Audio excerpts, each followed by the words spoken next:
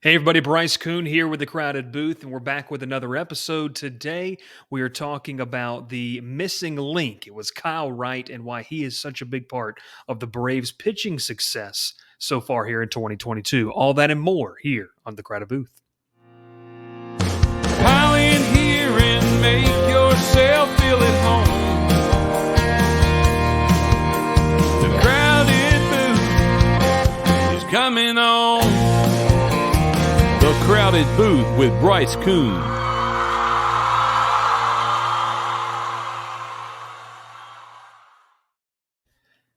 Hey everybody, Bryce Koon here, and we are so pumped as we welcome in Ralph Leary to the show. Ralph, welcome in. How you doing today, sir?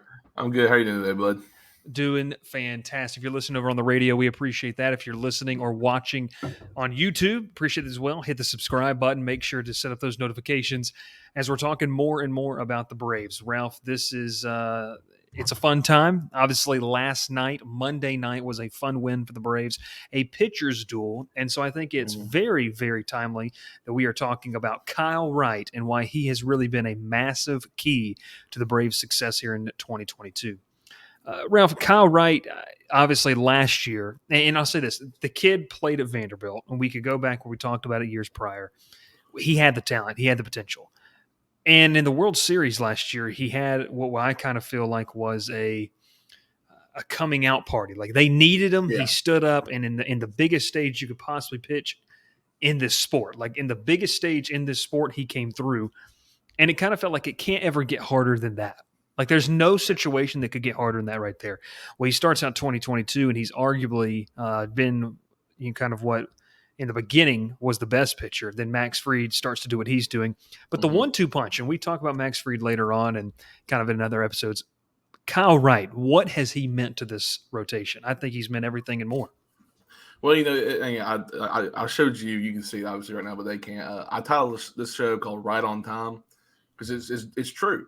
I mean, we've waited since 2018 for Kyle Wright to really show up and do what we've always thought he could do. And he's done in minor leagues, has been so good, and he gets to the big leagues, and it's just like it just crumbles. And we've been saying last year, Kyle Wright's a bust, everything. And then last year, in the playoffs, the Braves needed him. They needed him to throw some innings. And then I think it was Game 5. He went out there, or Game 4, I believe, actually.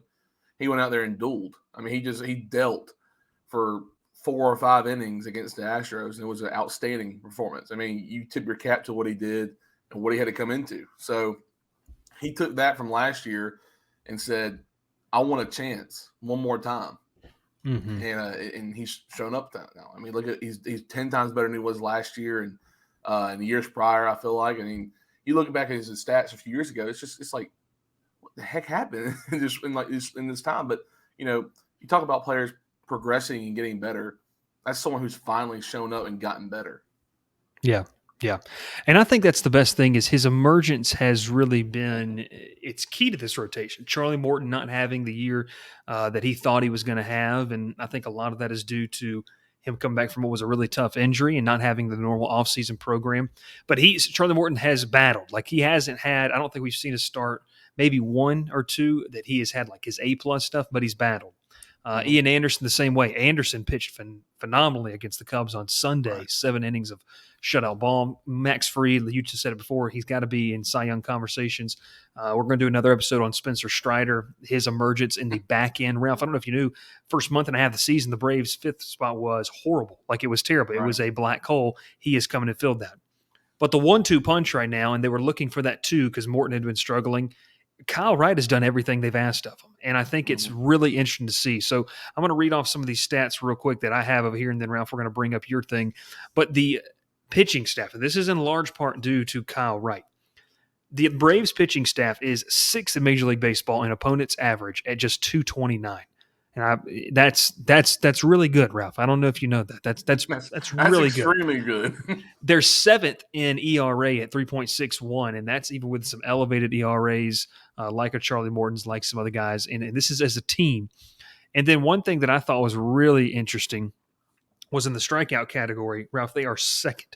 644 strikeouts. They are 4 behind the New York Mets and that staff. So listen, I mean, Kyle Wright's been a big piece to the puzzle. And when we bring this up right here, I mean, this is his progression from 2018. And I think this is a big thing that we have to keep tabs on. Is back in 2018, he had 4 appearances, Right. just 6 total innings. He was strictly kind of out of the bullpen. 2019, he gets 7 more. 4 of those were starts. He went 0-3 and 8.69 ERA. 18 strikeouts to 13 walks. 2020, Ralph, which you remember was the year that Atlanta essentially had Max Fried and nobody else because Yeah, of that the was a injury to weird season for the Soroka. pitching staff. It was in the 60-game season. He went 2-4. He had a really good postseason outing, and that Well, was where you kind of hold felt on. like, go ahead. He had a good postseason outing against the Marlins, and then when he faced the Dodgers, it did not go as planned. It did not go as planned. He had that one good postseason outing, which was almost like just enough for some fans to say, "Okay, he's got the talent." Like it's just We about him know what putting he it together. has. It's just we haven't Mhm. seen it yet. And then 2021, he had 2 starts. But this is the thing in 2021, and I think this did wonders for him. And this is what if you listen to the broadcast talk about, this is what they talk about, and this is the biggest key for Kyle Wright's success. Is he knew where he was going to pitch. They stuck him in Gwinnett and said, you were going to spend the whole year there refining your craft. You don't Right. have to worry about being taxied back and forth between Atlanta and Gwinnett, making spot starts, worrying about a roster spot. You are going to be a guy that is going to sit in AAA, and he's going to work on his craft. And, Ralph, I think that paid dividends off. We saw in the World Series. We see it so far. 13 starts this year, 7-4, a sub-3 ERA. If you're into WAR, he's got a 2.2 WAR, a 1.10 WHIP. I mean, and then you look at the strikeout to walk ratio, Ralph, 88 to just 26. I mean, that to me is huge in what he's been able to do.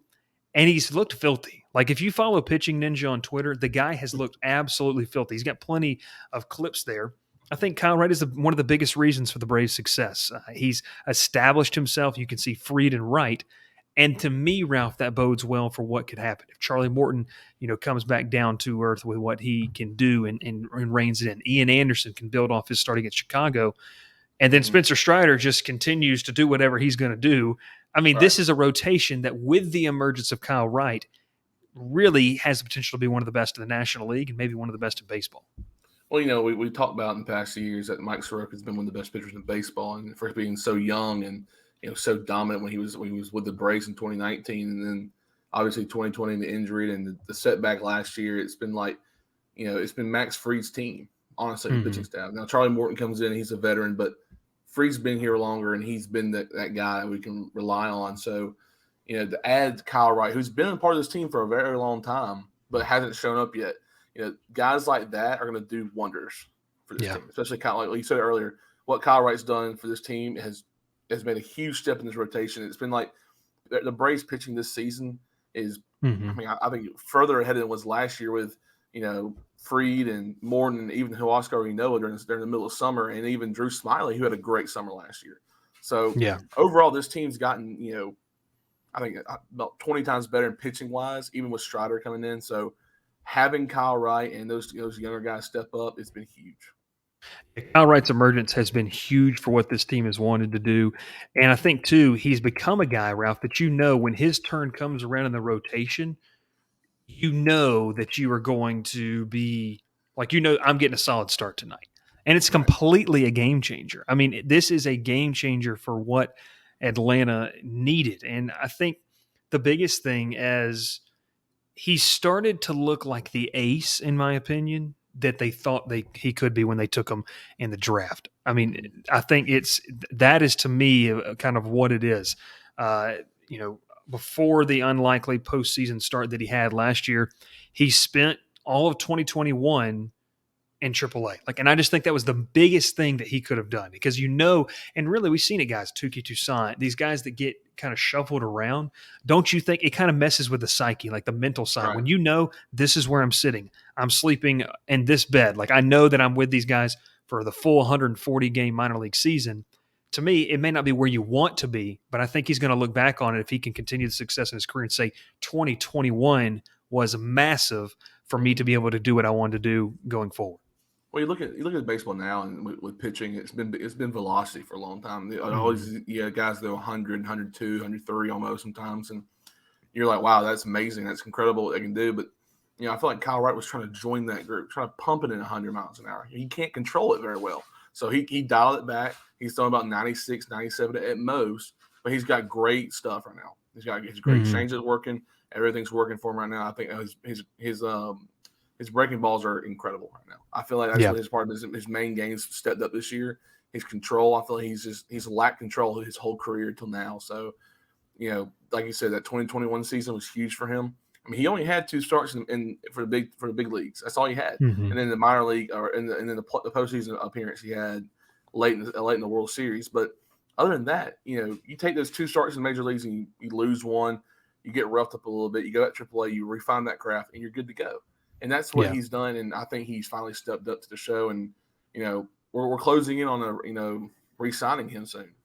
So is this going to be do you keep him or do you have to get rid of him? So I think he's trying to find that out now. Yeah, he's obviously, to me, he's been a really integral piece. We're going to talk about that breaking ball and more when we come back here on the Credit Booth. Cook's Place began serving our signature hot dogs in 1985 from a cart on Broadway. We still serve the best hot dogs and scrambled dogs in town at the corner of Moon and Miller Road and at the landings. Our friendly staff won't let you leave hungry. Come in and eat to the beat with our 50s jukebox. Cook's Place, fast service, great people, awesome food. What are you waiting for? We're back here on the Crowded Booth. Appreciate you watching over on YouTube, listening where you get your podcast, or on the radio throughout East Alabama and West Georgia. Ralph, you hit the nail on the head when you talked about the breaking ball. And so I want to really harp on this because I think this is huge of what Kyle Wright's want to do. He started to lean more on the curveball. We've seen it through Pitching Ninja on Twitter, but it's something that he reportedly worked extensively on in the second half of the 2021 season and even flashed in his relief outing back in that World Series. Got this stat for you. In Game 4, and you were alluding to this earlier, 29 of his 75 pitches, which is 39%, were curveballs, which was kind of a sneak peek of what we've seen this season. Before this season, Ralph, he only threw the curveball on an average of 13%. And so far this year, it's 34% of the time he's throwing the breaking ball. That's a drastic thing, and we're seeing it. Hitters are off balance. They really don't know what to do with it. And another thing, too, that pitch's velocity, the curveball, is up on an average of about 4 miles per hour. So you're telling me he's throwing it better control, and he's throwing the curveball harder. A hard curve is one of a power curveball that he really is kind of developing. It's one of the toughest pitches to throw. One more thing for you. Mechanics-wise, I don't know if you've noted this. I went back and kind of looked at this today. He's lowered his arm slot. So his release point was about 5.9 feet if you up in the air. He's brought it down to 5.29. Right. And kind of what that does is it's giving him more control as he has greater extension. Right. And it's been ridiculous. I mean, I think I go back to the one outing he had when the bases were loaded against the Marlins and he gets out of the jam and Snicker kind of came out there and you knew, and I think you said this, years past, you would take him out, but he had earned the right to try to stay in that game, and he did that. Max Fried has done that, and we're starting to see Kyle Wright do that. And the last thing I want to say about it is this just goes to show that we are far too often, really too quick, to kind of cast off prospects that struggle to stick in the big leagues immediately. I think we get used to the guys like the Steven Strasburgs when he came up, the Bryce Harpers, the Ronald Acuna Jr.'s, the Austin Riley when he first came up, and those guys that are selected at the top of the draft because we have such high expectations. But the biggest thing is development. We've learned it takes time, and there's so many different circumstances. And 2 pitchers that, for me, that can remind Braves fans of, hey, Kyle Wright's not a late developer. He's really kind of on time, is Kevin Gausman and Carlos Rodon. Right. Kevin Gausman, we watched him in college at LSU, was phenomenal. He's in Baltimore, so-so. He shows glimpses. Atlanta, he was really good, then kind of so-so. He leaves and he becomes this ace top of the line guy with San Francisco. Caliber pitcher. Exactly. He was taken 4th overall back in 2012. Rodon was taken 3rd in 2014. And both of those guys made their first career All-Star game last year. It was Gausman's 8th full season and Rodon's 7th. Even Garrett Cole, who was taken in 2011, Aaron Nola, they had to come into their own. So we have these guys, Ralph, that they appear on the scene and they're just dominant. Like they're just dominant. But then you have guys that it takes them a couple of years. And I think the biggest thing about Kyle Wright is he's going to be entering the prime of his career, and he's still on the upward trajectory. And I think it just reminds us sometimes as fans, and even on the media side of things, don't give up on it too early because everyone kind of has their own timetable of what they do. Right. I mean, it's gonna happen. Eventually, these guys are gonna come around. You look at the young guys in baseball now. You got Michael Harris for the Braves, who's been on a tear. You got Austin Riley last year finally show up and was an MVP caliber player. Sometimes pitchers take time. I mean, Spencer Strider is obviously there where he is young and he can throw it hard and he's got great command right now. And Kyle Wright did not have that in his young career. I mean, he was coming fresh out of college where you could throw 97 and be one of the fastest pitchers in college baseball. Not now, obviously, but it's different. But back then that's what was possible for him. So he took a different route and it's worked out for him, but better than most people do. I mean, look, Charlie Morton was with the Braves a long time ago, and not many people knew who he was. Really didn't. Yeah. And he had to take a different step to get where he is now. And his postseason playing and his career has been outstanding. Pitchers take different routes, and it's going to take time. I mean, you talk about Kevin Gausman. He was with Baltimore. Was okay. Got to the Braves. Pretty darn good pitcher. Was traded to Cincinnati, I believe. Traded Cincinnati was okay. I mean, it was. And then went to San Francisco and was a Cy Young caliber pitcher, and then signed with a huge deal with the Blue Jays. I mean, these guys are going to take different routes. They're going to bounce around. I mean, Garrett Cole's one of them. He played in Pittsburgh. I don't think anyone knew about him in Pittsburgh, honestly. They knew that he was a top draft pick and supposed to be really good. He goes to Houston and becomes hard. That was it. Yeah, I mean, he becomes Houston, this. Yeah. Well, Cy Young caliber pitcher. He was even an MVP caliber player. Now he's with the Yankees, has a huge deal with the Yankees, and he's still the same guy. I mean, Kyle Wright took a different route, as everyone else does, and it may work out for him, it may not, but right now it's working, and that's all that matters. Yeah, it's all that matters. Kyle Wright has emerged as kind of that number 2 option. I would say right now 1A, 1B with how those guys have pitched. It is nice to see that at the top of the rotation for the Atlanta Braves. And then, like we said, you got to think if Charlie Morton kind of refines back into his form, he doesn't feel the pressure of being the number 2 guy. He could slide into the 3 or 4 spot. Ian Anderson can build off an impressive start. And then you got a guy that's going on Tuesday night, Spencer Strider, with the mustache and all. He is a cultural phenomenon for the Braves. It seems like that they need that every single year. They had Jock last year with the pearls. Now they've got the mustache Spencer Strider. But Kyle Wright's a big piece of the puzzle. For Ralph Leary, my name's Bryce Koon. We say so long. Thanks for listening to us on radio, on your podcast. Make sure to subscribe, give us that 5-star review, or hit the subscribe button if you're watching this on YouTube. Make sure to check us out on social media at The Crowded Booth and hit us over at thecrowdedbooth.com. So long. We will see you next time. Pile in here and make yourself feel at home. The Crowded Booth is coming on. The Crowded Booth with Bryce Koon.